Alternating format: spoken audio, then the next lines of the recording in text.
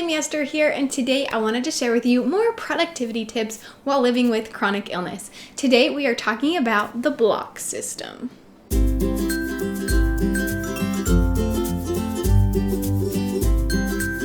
Hey guys, welcome back to my channel. It's Amy Esther. If it's your first time here, I have several chronic illnesses. Lots of them. They're all linked in the description below, or head over to my channel. You can read all the things about them, and make sure you subscribe to my channel so you don't miss any of my videos. If you've been here before, welcome back. I'm so excited that you're here watching this. So I have started this new little series about productivity with chronic illness. Before you watch this one, I would suggest starting with the minimum baseline video. It is linked in the description below, and go watch that one. You can learn about the minimum baseline and then come back and finish this video.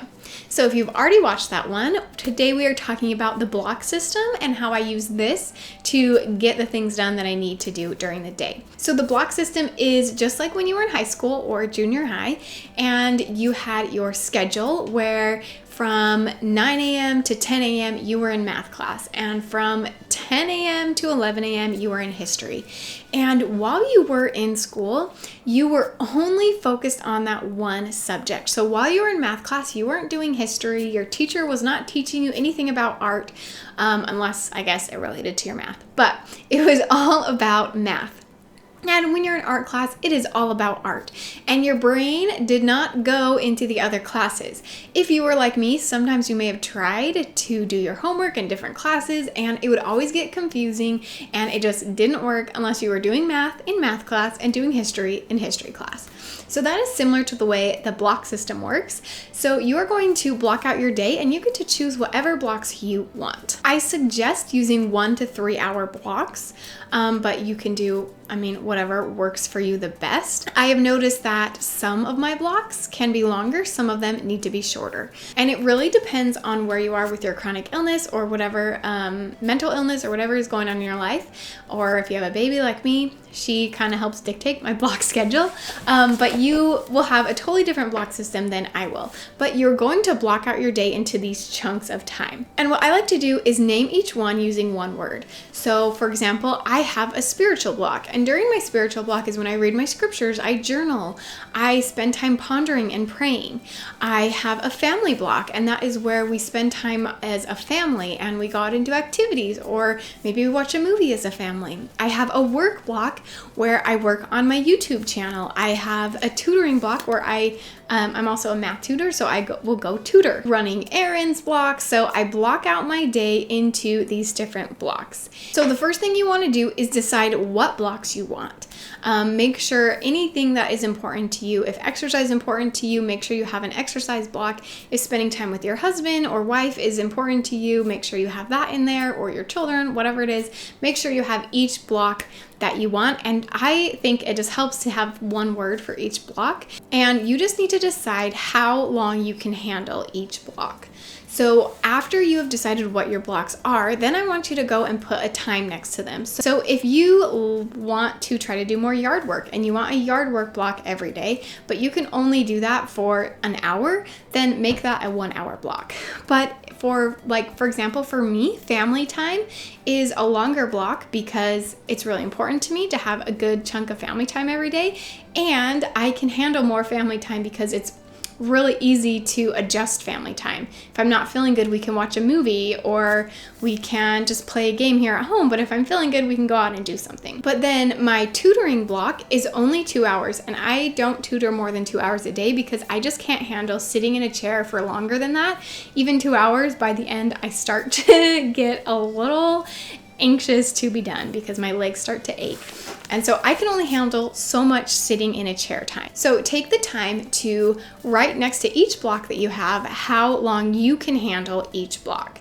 And I would try not to push yourself too hard because you don't want to hate this certain block that you have chosen every day. And another thing you can do is add rest blocks in between if you need to. So if you want to add a 30-minute rest block between each block, or I just like once a day, and for me mornings are really bad. So I have my spiritual block first thing in the morning, and then I have my rest block. So my rest block is between 7 or whenever my daughter wakes up till 9. And that is when I just rest. I lay around, I'm lazy, and I just chose that as my rest block because I never feel very good in the morning. But if you are kind of up and down all day, or maybe middle of the day is hard for you, then make sure you put some rest blocks in there. And those can be any length that you want. Mine is a solid 2-hour rest block. Maybe you do 30 minutes between each block. It's up to you, whatever you think you need to do for your chronic illness and your pain. So once you have the time lengths written down, then I want you to try to put them in an order. So for me, it just works really good to do spiritual first thing in the morning, and then I do rest period, then I do my cleaning period, next is errands, and then I work on my YouTube, and family time, tutoring, then exercise, and finally time with my husband. So that's the way I set mine up, and that's how it works best for my daughter's sleep schedule as well as my husband's work schedule and for me and my health. So set it up in a way that it works best for you. If you've added too many blocks, maybe you can combine a few blocks. Make sure that you don't go over the amount of time you want to be awake and that you get the right amount of sleep each night. But once you have your schedule, now you have to stick to it. And the most important thing is that when you are in that class or in that block, you are not thinking or doing anything outside of that block. So during family time, I am not on my phone working on anything. I am not thinking about future YouTube videos. I am not trying to schedule tutoring. All I am doing is being with my family. And during my work time, I am not trying to clean the house. If my house is still messy and I didn't quite get it done during my cleaning block, it doesn't matter. That block is over, and now I'm moving on to something else. So make sure you don't bring other blocks with you as you move through the block system during your day. You want to be doing math when you're in math class. You want to be doing history when you're in history class. So make sure your brain is 100% in the block that you're working on. There are a few reasons why I absolutely love this system for someone who lives with chronic illness. Really for anyone, it works amazing, but especially if you have chronic illness. So one reason that I absolutely love this system is because I only have to do this certain hard task, because everything seems a little hard when you have chronic pain, but I only have to do whatever task it is for the amount of time of my block.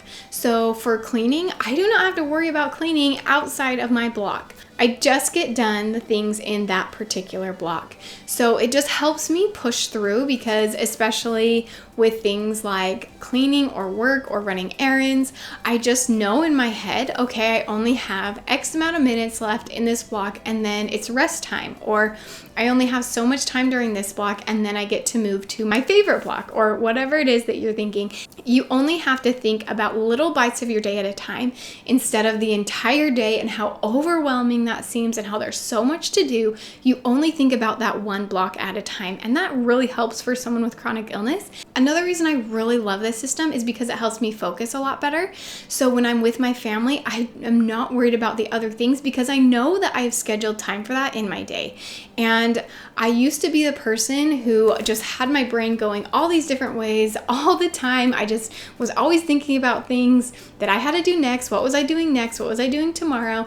And instead, all I'm thinking about is that one block. When I'm with my family, I'm thinking about my family. When I'm with my husband, I'm thinking about my husband.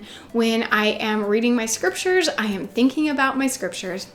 And it helps so much to be more mindful and just live in the moment rather than thinking about all the things you have to do. So in my next video, I will be teaching about how to get the most out of each block. I'm going to share with you my to-do list system. It is a little unconventional, might be something that you have never heard before. This one I actually came up with all on my own, and I just started doing it and it really works for me. So I'm going to share my to-do list and how to be more productive during each block. You need to have a minimum baseline for each block in case you are having a bad day, in case you're flaring. So for example, I have a cleaning minimum baseline. So during my cleaning block, I have decided that I will just make the bed, I will wipe down the counters, and I will clean up all my daughter's toys and vacuum. So anything else I do not have to do unless I have the energy and I want to get more done on my to-do list, which we will talk about next time. But I just have to do the minimum baseline. That way, if I'm flaring and I'm having a terrible day, and I'm not feeling good, I still get something done during each block. So what I would suggest doing if you are having a bad day and you're flaring, whether it is just for a few hours or for the whole day, that during each block, during the block you are having a flare up or you're not feeling good, that you do your minimum baseline and then you rest until the next block. And then once that block starts, you do that block's minimum baseline and then you rest. And that will help keep you accountable to making sure you are still being productive, doing what you said you would do, and doing something rather than nothing. And I promise you, even if it's just those little things that you do every single day, it will make a huge difference in your life. So I hope this video was helpful for you. Let me know below, what are the blocks that you have in your day? What are the most important blocks that you cannot live without? Leave those in the comments below so that I can see them, and make sure you give this a thumbs up if you enjoyed it. Again, don't forget to subscribe to my channel, and I will see you next time. Thank you.